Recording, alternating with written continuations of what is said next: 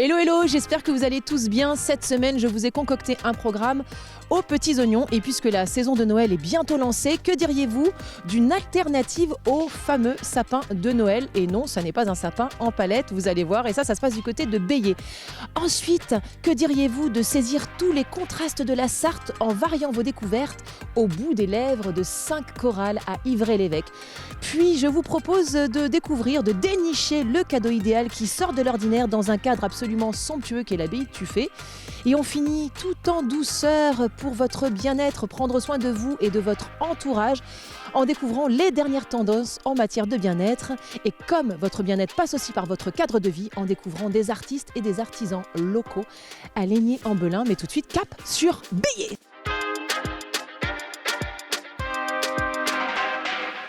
Chaque année, votre cœur balance entre sapin synthétique et sapin authentique. Alors je vous le concède, le premier est pratique. En revanche, pas très écolo et surtout pas très joli, sauf si on y met le prix fort. Quant au second, eh bien, on reste dans la tradition, ça embaume le pain dans toute la maison, ça fleure bon Noël. En revanche, quand il s'agit de ramasser les épines de pain, eh ben, c'est fastidieux et surtout, c'est pas si écolo que ça quand on y regarde de plus près, sauf si vous le replantez derrière. Et c'est pour cela que Grain de Pollen a décidé de vous offrir une alternative qui fait du 2 en 1. Et non, ça n'est pas un sapin en palette. Vous allez voir, allez, suivez-moi. Je viens de vous le dire, nous venons d'arriver chez Grain de Pollen et je suis avec Emmanuel. Ça va, Emmanuel? Oui, bonjour. Alors on est devant une drôle de chose, une table de petit-déj, j'ai l'impression. Emmanuel, il faut que tu nous expliques, je me permets de te tutoyer, c'est pas la première fois qu'on se voit. Qu'est-ce que c'est que tout ça? Eh bien, c'est la table du petit déjeuner 1960 et la table du petit déjeuner d'aujourd'hui, parce que nous sommes dans les cadres de la Semaine européenne de la réduction des déchets, et donc on est là pour parler de la réduction des déchets à la source. Alors, justement, rentrons dans le vif du sujet. Explique-nous. Eh bien, donc, c'est un outil pédagogique qui montre l'historique un petit peu du pourquoi, du comment. C'est-à-dire que là, on est sur une table du petit déjeuner en 1960 où on consommait à peu près 600 grammes de déchets par jour et par personne. Et puis là, on est sur la table du petit déjeuner aujourd'hui, et là, c'est 1,5 kg par jour et par personne. Alors, donc, comment ça s'explique tout ça? Eh bien, ça s'explique par le fait que nos modes de consommation, elles ont changé. Et donc là, par exemple, ici, sur cette table du petit déjeuner 1960, on a, par exemple, un presse-fruits avec une orange. Eh bien, à cette époque-là, on consommait à peu près donc 8 litres de jus d'orange par an et par personne. Et aujourd'hui, eh bien, le jus d'orange, il est emballé dans des briques, dans des bouteilles en verre, dans des bouteilles en plastique, et on en consomme 45 litres par an et par personne. Mais c'est énorme la différence. Bien sûr, c'est énorme. C'est l'accès. On a amélioré nos conditions de vie. Bien sûr, notre consommation à la fois de tout un tas de produits. C'est l'exemple aussi de la crème glacée.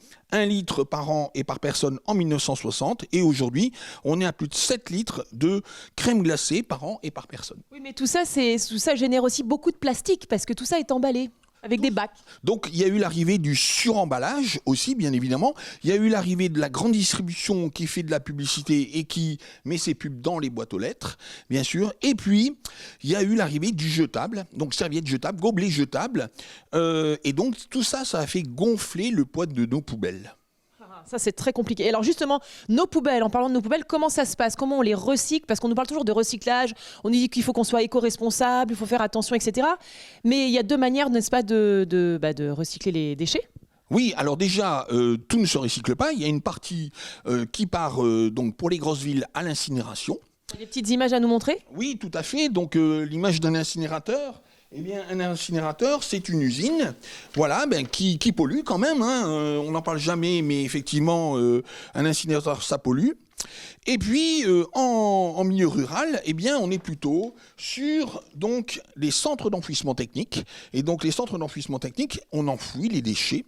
Et donc là, bien sûr, ça pollue également parce que il y a. Est-ce que c'est pire? Ah, c'est pas pire, donc, disons que il faut vraiment réduire à la source. Et c'est pour ça qu'il y a cette semaine de la réduction des déchets à la source chaque année, fin novembre. Et donc, un centre d'enfouissement technique, ça dégage du méthane. C'est pas les mêmes polluants qu'un incinérateur. Mais surtout que ça se voit pas, parce que nous, quand c'est enfui, on oublie que c'est enfui, en fait. Tout à fait, bien sûr. Il n'y a pas de dégagement de fumée, mais il y a quand même du méthane qui se dégage. Et ce méthane, c'est un gaz qui est 20 fois plus polluant que le gaz carbonique. Donc c'est énorme. Donc tout ça, ça participe à l'effet de serre, mais on n'en parle jamais, malheureusement. Voilà. Nous, on nous culpabilise en disant prenez pas votre voiture, prenez pas l'avion, etc. Mais au final, le méthane qui se dégage de l'enfouissement, c'est très très nocif pour la planète. Pour la planète, bien sûr, tout à fait. Et ça, on n'en parle jamais, comme vous le dites. Alors l'idée, c'est que justement aujourd'hui, on est là parce que nous, ce qu'on veut faire, c'est un sapin qui a un double usage et qui permet justement, on parle de ce recyclage des déchets, donc là on est dans quelque chose, on propose aux gens une alternative au sapin traditionnel ou surtout au sapin en plastique. Tout à fait. Alors pourquoi un sapin en saule osier? Eh bien tout simplement pour éviter les pesticides. Parce que on est dans des cultures de sapins qui sont bourrées de pesticides, à part les sapins bio où il y en a moins, mais effectivement, on a de plus en plus de producteurs de sapins bio. Hein, voilà, et donc ces sapins de culture traditionnelle viennent du Morvan pour la plupart du temps, hein, d'une région de France. Et donc là, pour lutter contre des ravageurs, eh bien, on va les asperger de produits phytosanitaires. Parce que les sapins sont soit atteints de chenilles processionnaires, soit d'autres ravageurs, voilà. Et donc, on va les badigeonner de pesticides. Ça, on ne le dit pas aux consommateurs. Et tout ça, ça rentre dans l'eau, bien sûr, progressivement, et ça atteint la nappe phréatique. Donc, qu'est-ce qui est le mieux? Eh bien, soit on fait son sapin soi-même en osier, soit on le fait en palette. Aujourd'hui, c'est une animation pour la création d'un sapin en saule osier qu'on va soit planter dans un pot, et donc, ces branches de saule, elles vont repartir en végétation. Et l'été, on va pouvoir faire grimper dessus des petites plantes grimpantes comme des capucines, des hippomées, d'autres plantes. D'où le double usage. Le double usage, si on le plante dans un pot avec de la terre. Si on n'a pas de pot avec de la terre, on va donc, il sera sec, donc les branches vont mourir, bien évidemment. Mais si on y prend soin, on va pouvoir le réutiliser l'année prochaine. Et donc, du coup, comment on procède? C'est-à-dire pour faire un sapin en osier, donc il nous faut les branches osier, on se les procure où? Il faut quoi comme matériel? Est-ce que c'est facile à faire? Oui, c'est facile à faire. Alors, on se les procure où? Eh bien, le saule osier, il pousse naturellement autour des mares, ou alors en bout de verger, puisqu'il était utilisé autrefois pour accrocher les branches des arbres pour les palisser. Et donc le saule osier avait cette double fonction-là, donc soit de faire de la vannerie, soit d'attacher les arbres quand il était planté dans les pommiers, dans les rangs de pommiers. Alors qu'est-ce qu'il nous faut pour faire un joli sapin comme qu'on vient de voir dans un pot ou sec? Il nous faut quoi? De la ficelle Non, alors on va utiliser toujours du saule pour faire les liens, pour attacher les liens. On va utiliser tout simplement du saule. Alors après, on peut le décorer avec du hou, avec de la clématite. Vous voyez, la clématite, c'est une liane qui s'accroche aux arbres de la haie. Donc on va pouvoir utiliser de la clématite. On va pouvoir utiliser des baies de cynorrhodon pour décorer, pour donner une petite touche rouge au sapin.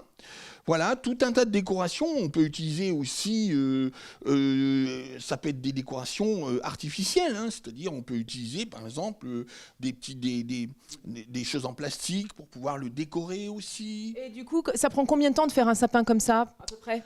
Ah bien, ça dépend de son habileté, hein, mais c'est en moyenne de 3 heures, quoi, on va dire. Ah oui, donc ça se fait bien, on peut faire ça en famille. En plus, ça fait un atelier pratique en famille, c'est chouette. Ah, tout à fait. Hier, j'étais donc en animation sapin de Noël en palette, et bien sûr, il y a des gens qui sont venus en famille avec leurs enfants. Bon, bah, formidable.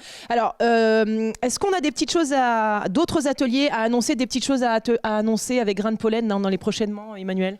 Eh bien, prochainement, c'est-à-dire samedi prochain, samedi donc 2 décembre, eh bien, il y aura un atelier savon.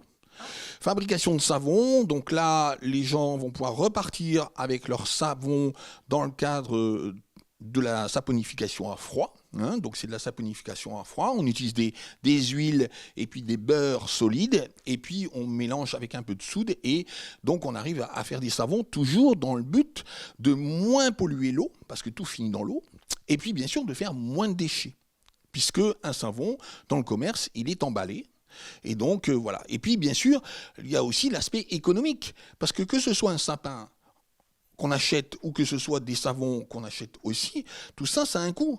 Et ça revient moins cher de faire soi-même que de l'acheter tout fait. Oui, voilà. Bon, ça demande juste un petit peu de temps et un petit peu d'investissement, mais pour le coup, c'est bien pour nous, c'est bien pour la planète et c'est bien pour notre porte-monnaie. Merci beaucoup Emmanuel. On doit déjà se quitter, je suis vraiment désolée, mais on doit filer. On part à Ivry-l'Évêque maintenant. On va voir des gens chanter. Eh ben super.